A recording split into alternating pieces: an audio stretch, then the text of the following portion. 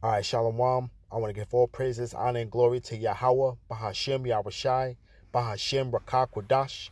Double honors to our apostles and elders, a great millstone who rule well, and peace and blessings to the Akim that's out there laboring, that's out there hopeful elect, that's doing his work in truth and sincerity. And this is kind of like a response, or just just speaking upon a video that Apostle Ramlah did, which was titled "We Were Called Into This." And we all come from all walks of life. We basically come from all looking flat like the other nations, because we're a scattered people, man.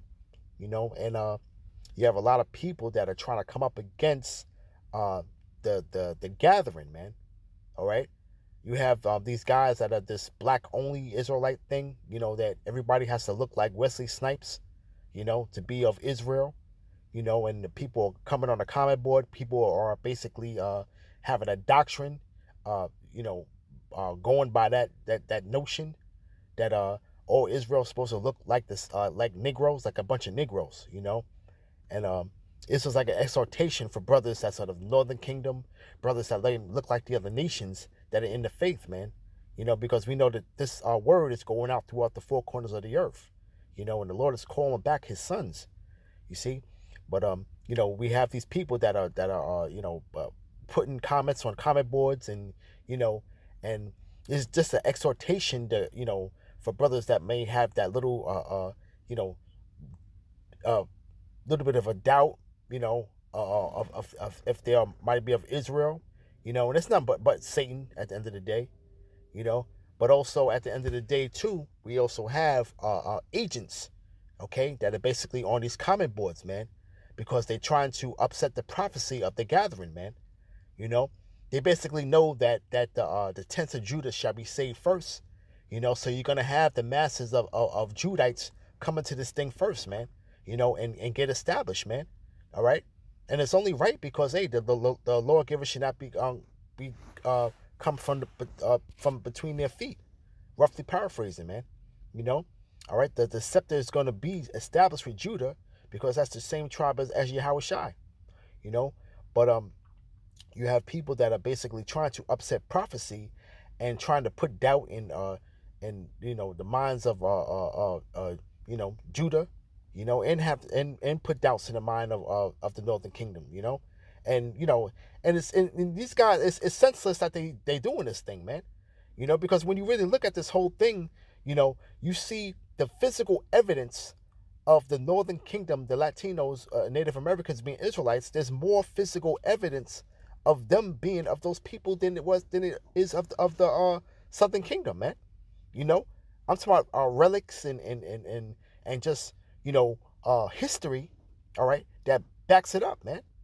You know, there's a lot, there's a plethora of evidence that has been left through the Spirit, man. You know, that confirms it, man. You know, but we know that there's a lot of agents amongst these people, man, and plants, man, that are trying to sow doubt in brothers' minds, man. But we were called to this thing, man, and the whole firm, man. So I just want to pull out a couple precepts, though. There's a beautiful lesson that he did, but I want to pull out First Peter 5:8.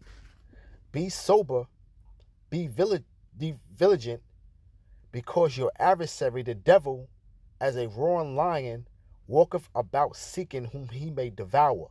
And we're not ignorant of his devices, man. So any tactic that he may use, all right, we have to be vigilant, man, because we know that he is as a roaring lion, and if you don't have a sure founded mind, you could be taken, man. You could be you could be fallout, man.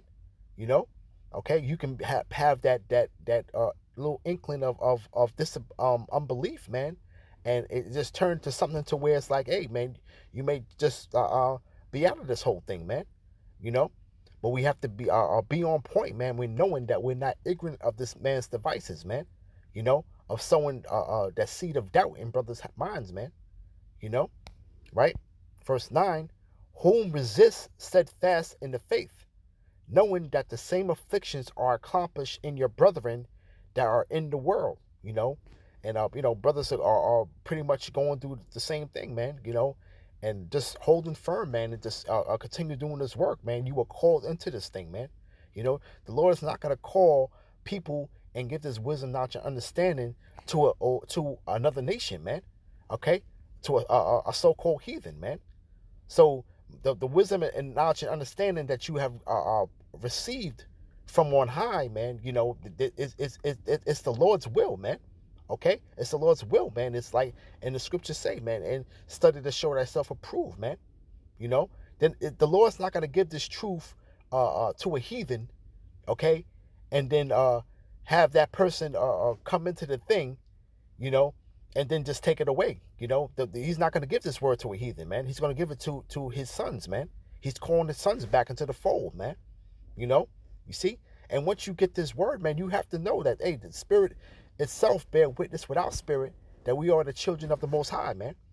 And it says, but the Most High of all grace, who have called us into his eternal glory by Yahushua HaMashiach, after that, while ye have suffered a while, make you perfect, establish you, strengthen, settle you, and this right here is basically building us up, man, to stand in that day, man, and the Lord is building men of character, men of integrity. You see, you got a lot of guys that know they are of Israel, and they have no integrity, man, and it's beautiful how in this truth we can go back into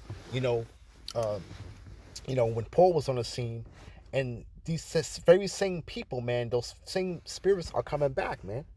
All right, case in point, let me go to Acts, the 13th chapter.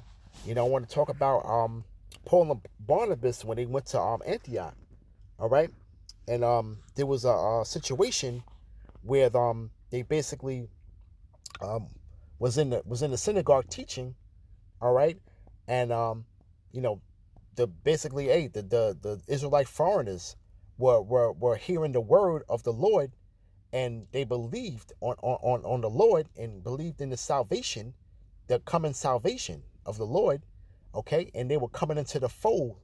But the Jews in the land, they basically had a problem with that, man.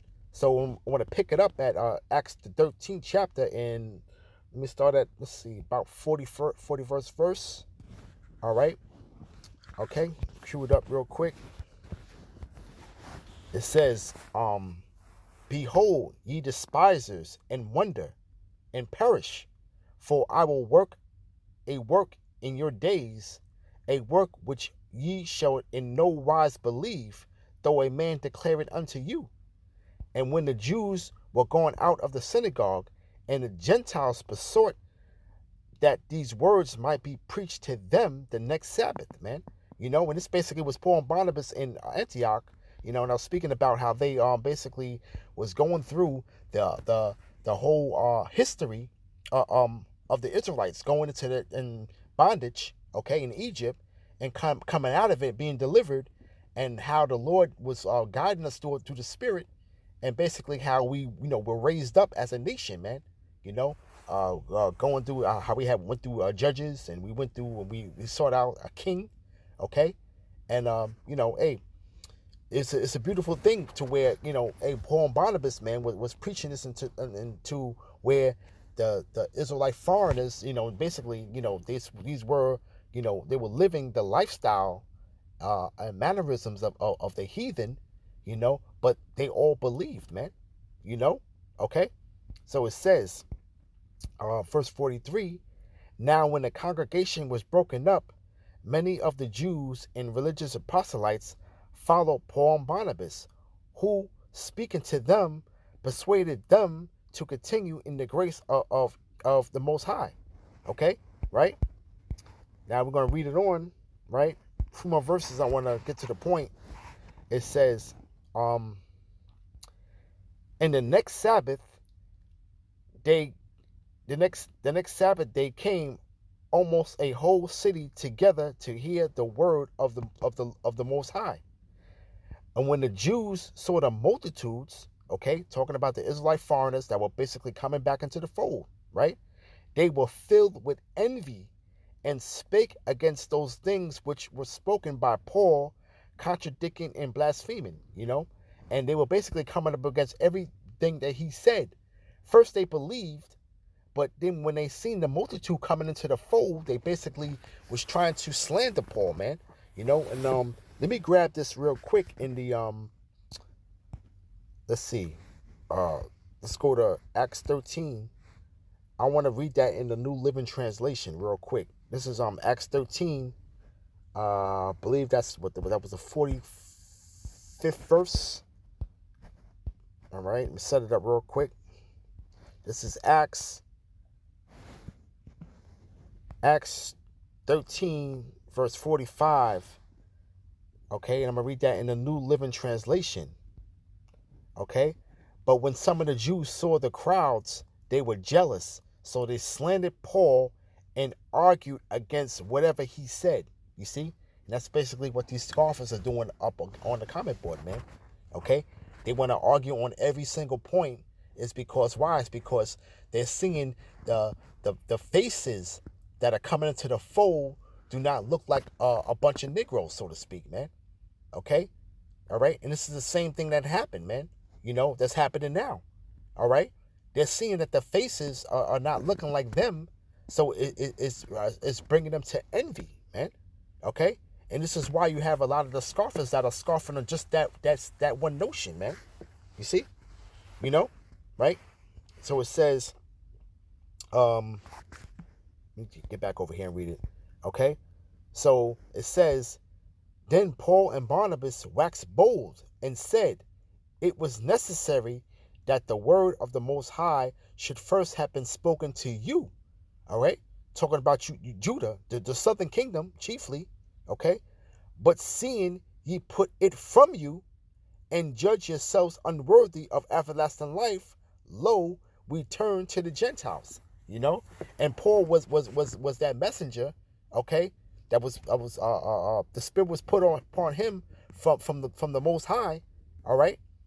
To basically bring in those Israelite foreigners, man. Okay, that was chiefly his office, man.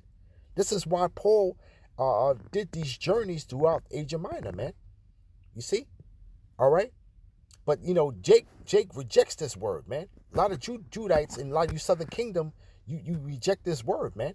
But what happened, man? We have people from all over from the four corners of the earth, okay, calling on Yahweh Ba'ashem Yahweh Shai, man.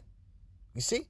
All right? We got our camps set up all over the world, man. All right? And people basically have a problem with that, man. And like I said, and then, hey, through the Spirit, man, you can, like, hey, man, when you get seasoned in this truth, you basically, especially when you're dealing in the Spirit, you can come across somebody who you may feel is an Israelite, man. Okay? The Spirit, the mannerism, all right? And you just sit there and watch, man. All right? And you got people that, and the apostles are always saying, this one might be an Israelite, and it's true, there's a lot of people, okay, that are looking like the other nations that are basically Israelites, man. Okay, we are of the sand of the sea. So where are they really coming from then, man? Okay, they're not just coming from Babylon, all right? Which you got some Jakes that are carrying out that doctrine, okay, under that guise. We're scattered throughout the four corners of the earth, man. And when you really look at it, man, and Lord willing, man, I could do a more in-depth lesson on the topic of us being scattered, with that diaspora. A lot of these are countries, all right, that were colonized, so to speak, man, is the places where we basically dwelt, man. We're talking about the interiors of Africa, down in the Congo. You're talking about India. Okay, so there's gonna be a lot of Elamites, okay, amongst us, man, that are actual Israelites, man. Okay, the truth is gonna come out, man, all the way around, man. And you're gonna see that multitude come in, man, come into that fold. And then I speak as a man, but I feel as if when E tries to plaster that black word upon us, man, that's when you're gonna have that the floodgates open up, man, for those I'm not gonna say confusion of face. I'm gonna just say the mixed multitude, so to speak, man. Okay, who are Israelites, man. All right. See, real quick. Let me grab Romans. Let's see. Romans 11. Let's go verse 25. And it says, "For I would not, brethren, that ye should not be ignorant of this mystery, lest ye should be wise in your own conceits, that blindness in part has happened to Israel until the fullness of the Gentiles come in." And that's talking about the foreigners, man, the Israelite foreigners, man. You know, our people that are scattered throughout the four corners of the earth, okay, that look like the other nations, that go back to the stock of Jacob, man. You know, right? Verse 26. "And so all Israel shall be saved, as it is written, there shall come out of Zion the deliverer, and shall turn away the ungodliness from Jacob." You know, you see, all right, because you got our people basically, man. The Judites and really the southern kingdom that are basically boasting against the branches, man. All right, but you are all of that same olive tree. You see, all right, and this whole chapter really gets into that, man. And I'm probably going to do a lesson on that at a later date. But I just want to hit the point where blindness has happened to Israel, man, to the fullness of the Gentiles come in. You see, all right. But we, at the end of the day, man, we have all of that same olive tree, man. And those represent the two witnesses, man. All right, the two witnesses that are spoken about in Revelation, man. All right. So just a little bit of just speaking upon the video that Apostle Ramla did, and I want to just go ahead and just speak upon it myself a little bit, and skillfully add, but it was a beautiful exhortation for brothers that may be going through certain things, to where that little bit of doubt may come into the brother's mind, of really second guessing himself and questioning, and it's not just new brothers coming in. The apostle himself said that he was struggling with that, man, at times, man, and he was actually going through scriptures that would basically comfort him, man, So brothers, hey, man, brothers, just stand firm, man, and just keep pushing, man. Keep pushing, man. You were called into this, man. Okay? You were called into this for a reason, man. The Lord is not going to give this wisdom, knowledge, and understanding, man, to another nation, man. All right? All right? What does the scripture say, man? All right? He gave us his word to Jacob, his statutes and his judgment unto Israel. He have not dealt so, okay, with any nation, man. And as for his judgments, they have not known them, man. All right? We're the only ones that are being punished, man. We're catching the brunt of these judgments, man, that the Lord rendered, man, because we broke his commandments, man. This is why we're in the condition that we are in now, man. And it's a shame, and it pisses me off though, man. But we gotta fight for our heritage back, man. All right, because they know what time it is at the end of the day, man. Okay, we gotta fight for our heritage, man. You see, all right. And like I said, man, these plants and these agents, and that's amongst this whole thing, man. All right, they're gonna be destroyed, man. All right, because they're just a thorn in the side right now, man. But brothers are just overlook all that and just keep pushing, man. Keep pushing, man, because this word is flourishing, man, and it's stirring these devils up at the end of the day, man. All right. So with that, I want to give all praises, honor, and glory to Yahweh, Bahashem Yahushai, Bahashem Rakakwadash.